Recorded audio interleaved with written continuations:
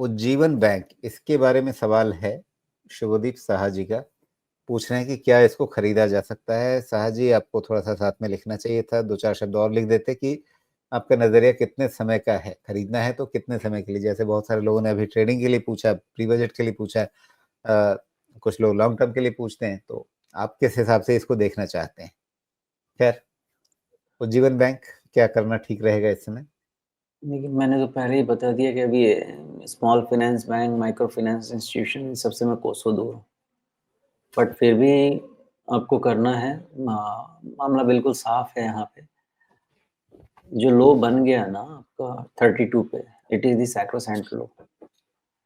ये अगर छूटा तो उसके बाद इसको बिल्कुल छोड़ के जितनी तेजी से भाग सकते हैं भाग जाइएगा। अगर ये है तो हो सकता है इसमें रिकवरी हो, कितनी होगी पता नहीं है मुझे, क्योंकि ये रिकवरी हो सकता है कि 37 के आसपास भी खत्म हो जाए, या ये रिकवरी हो सकता है कि 40 प्लस भी जाए।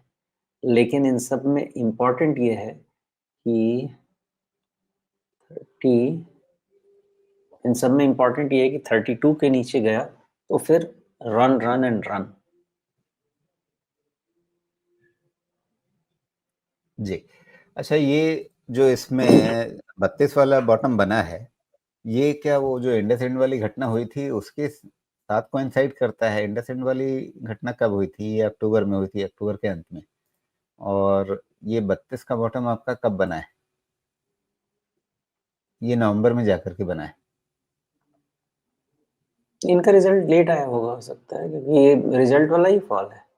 नहीं, देखिए करेक्शन शुरू हो गया था 4 नवंबर से ना, तो हो सकता है वो रिजल्ट डेट के आसपास का हो। जी भाई, एक गैप डाउन तो इनका भी, ये तो जून का मामला है। मैं ये देख रहा हूँ कि जो इंडसइंड वाली घटना हुई थी, ये है घटना आपकी 25 अक्टूबर की। 25 अक्टूबर को इसने क्या किया था?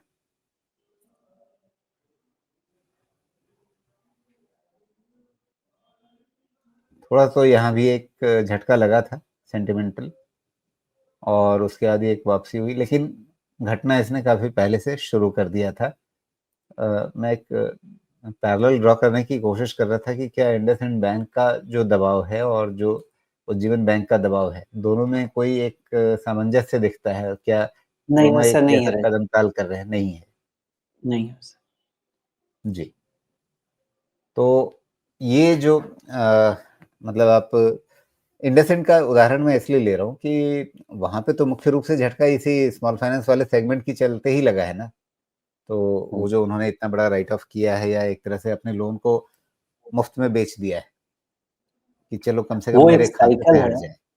वो एक साइकिल है जो आपको हर स्मॉल फाइनेंस में, माइक्रो फाइनेंस इंस्टीट्यूशंस में, या ऐसे किसी भी लेंडर में जो इसका अनसिक्योर्ड क्रेडिट ज़्यादा है, वो एक फिनोमिनन है। 3-4-5 साल के साइकिल में इकोनॉमी का जो साइकिल होता है, एक बैड साइकिल आता ही है, और वो बैड जी। साइकिल पता नहीं होता कब आएगा। तो इनफैक्ट अगर आईडीएफसी इनको, फर्स्ट बैंक के साथ भी यही परेशानी हुई है। जी, उनका भी एक्सपोज़र बहुत ज़्यादा है। तो इसलिए ये जो स्मॉल फाइनेंस है, इनमें आप साफ तौर पे कह रहे हैं कि भैया अभी मतलब चीजें ठीक नहीं लग रही हैं, तो मतलब लंबे समय का निवेश सोच करके तो नहीं जाना है, ट्रेडिंग बेनिफिट्स लेने हैं तो उसके हिसाब से आपने लेवल्स बताए कि उनका ध्यान रख करके अगर कुछ करना है तो कर ले, नहीं तो फिर मतलब बहुत ज़्यादा इसमें ध्यान देने की ज़रूरत भी नहीं है। जब भी हम बकेट बनाते हैं ना, इन्वेस्टमेंट के जो इन्वेस्टमेंट ग्रेड स्टॉक्स हैं, सेक्टर्स हैं, वो अलग होंगे। Trading grade stocks and sectors अलग होंगे। कुछ स्पेक्युलेटिव भी अगर रखने हैं तो सेट अलग होगा।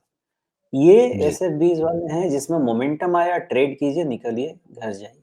ये सब इन्वेस्टमेंट ग्रेड में बना के नहीं रखे। जी।